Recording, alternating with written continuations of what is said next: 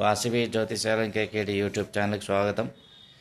మనము మేషరాశి నుంచి మీన రాశి వరకు ద్వాదశాది రాశులలో జన్మించినటువంటి వారు నక్షత్రాలు ఎవరైతే ఉన్నారో వారు ఏ దేవుడిని ఆరాధించాలి, ఏ రత్నం ధరించాలనే దాని గురించి మనం ఒక్కొక్క వీడియోలో తెలుసుకుంటూ ఉన్నాము.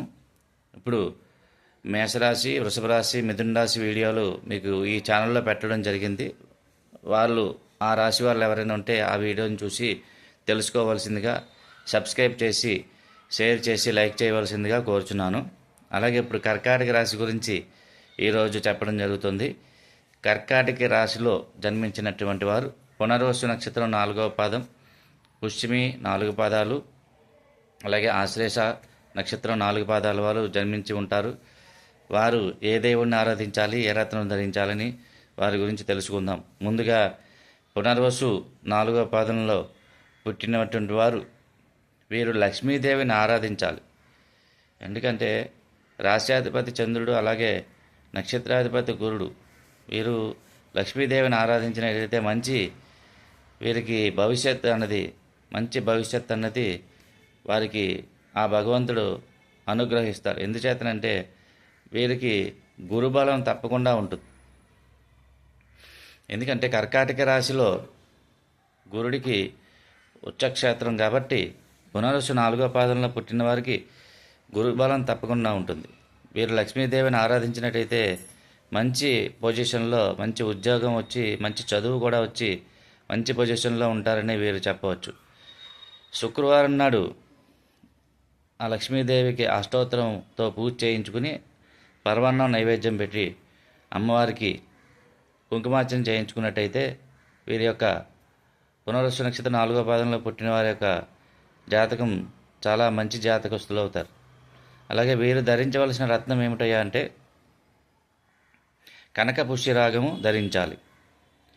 కనక పుష్యరాగము 3.5 క్యారెట్ల పైన కుడి చేతి చూపుడు వేలికి గురువారం నాడు కేజింపావు శనగలు దానం చేసి కుడి చేతి చూపుడు వేలికి బంగారంలో కానీ వెండిలో కానీ వేయించుకొని కనక పుష్యరాగం ధరించినట్టయితే వీరికి మంచి భవిష్యత్తు, అలాగే మంచి ఉద్యోగము, చదువు మరియు మంచి వివాహము, మంచి వధువు కానీ వరుడు కానీ మంచివారు లభిస్తారనమాట. పునర్వసు నక్షత్రం 4వ పాదం, అలాగే పుష్యమి 4 పాదాలు వారు శని మహాదశతో ప్రారంభమవుతుంది. వీరు ఏ దేవుణ్ణి ఆరాధించాలి? వెంకటేశ్వర స్వామిని ఆరాధించాలి. సాక్షాత్తు కలియుగం దైవం శ్రీ వెంకటేశ్వర స్వామి వారిని శనివారం నాడు వీరు 7 శనివారాలు వెంకటేశ్వర స్వామి గుడికి వెళ్ళి అర్చన చేయించుకుని గోత్రనామాలతోటి, అలాగే వీరు శనగలు కానీ తాలింపు పెట్టి ప్రసాదం నైవేద్యం చేసి వెంకటేశ్వర స్వామి వారికి 10 మందికి పంచి వారు తీసుకున్నట్టయితే వీరికి కూడా మంచి ఉద్యోగం లభిస్తుంది, చదువు లభిస్తుంది, మంచి వివాహం కూడా అవుతుంది, మంచి సంపాదన కూడా వస్తుంది. ఆర్థికంగా ఇబ్బందులు ఉంటే కనుక అవి కూడా తొలగిపోయి మంచి భవిష్యత్ అన్నది వీరికి లభిస్తుంది. అలాగే వీరు పుష్యమి నక్షత్రంలో జన్మించిన వారు శని మహాదశతో ప్రారంభమవుతుంది కాబట్టి వీరు జాతి నీలము వీరు ఉంగరంలో వెండిలో కానీ బంగారంలో కానీ 3.5 క్యారెట్ల పైన పెట్టుకుని శనివారం నాడు నల్ల నువ్వులు అది దానం చేసి, బెల్లం ముక్క, నల్ల నువ్వులు, అలాగే స్వయం భాగం బ్రాహ్మణుడికి దానం చేసి శనివారం నాడు ఈ ఉంగరం ధరించినట్టయితే వీరికి శనిపేడ నుంచి విముక్తి అయ్యి మంచి ఆరోగ్యం లభిస్తుంది. శనిపేడ ద్వారా వీళ్ళకి మంచి ఆరోగ్యం లభిస్తుందని చెప్పడంలో ఎటువంటి సందేహం లేదు వీరికి. అలాగే మంచి ఉద్యోగం కూడా లభిస్తుంది వీరికి, పుష్యమి నక్షత్రం వాళ్ళకి. అంటే జాతకరీత్యా ఏమైనా దోషాలుంటే అది పరిహారం చేసుకోవాలి. కానీ నేను చెప్పేది ఆ రాశిలో ఉన్నటువంటి నక్షత్రాలలో ఆ యొక్క ఏ దేవుణ్ణి ఆరాధించాలి, ఏ రత్నం ధరించాలనే విషయం గురించి మనం చెప్పుకుంటున్నాం. జాతక పరిశీలన బట్టి ఏ గ్రహానికి బాగోపోతే ఆ గ్రహానికి శాంతి చేయించుకుని దాన్ని బట్టి మనం ఆ యొక్క ఉపశమనం పొందాలి. అలాగే ఆశ్లేష నక్షత్రంలో జన్మించిన వారు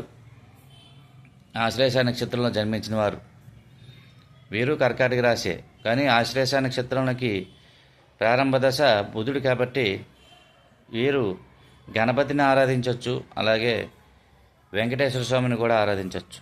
వీరు బుధవారం నాడు గణపతికి సంకటహర చతుర్దశిన వీళ్ళు గణపతిని అర్చన చేసినట్టయితే వీరికి మంచి జ్ఞానము అలాగే కలుగుతుంది, మంచి బుద్ధి అది కలుగుతుంది అనమాట. అంటే వీళ్ళకి బుధ మహాదశ ప్రారంభమవుతుంది కాబట్టి మంచి జ్ఞాపక శక్తి పెరుగుతుంది వీరికి గణపతిని ఆరాధించడం ద్వారా.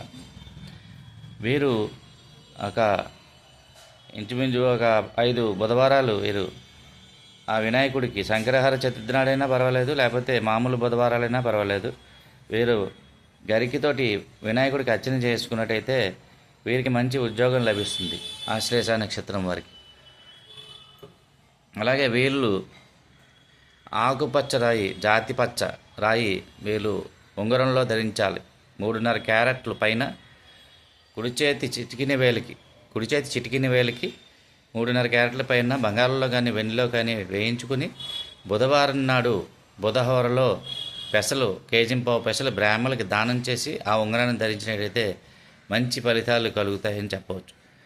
మరి ఇంకెన్ని వివరాలు అంటే సింహరాశి గురించి అలాగే ద్వాదశాది రాశుల గురించి మనం వీడియో చేయడం జరుగుతుంది. ఈ వీడియో మీకు నచ్చినట్టయితే మీరు సబ్స్క్రైబ్ చేసుకొని లైక్ చేయండి, 10 మందికి షేర్ చేయండి. జై వాసవి, జై జై వాసవి.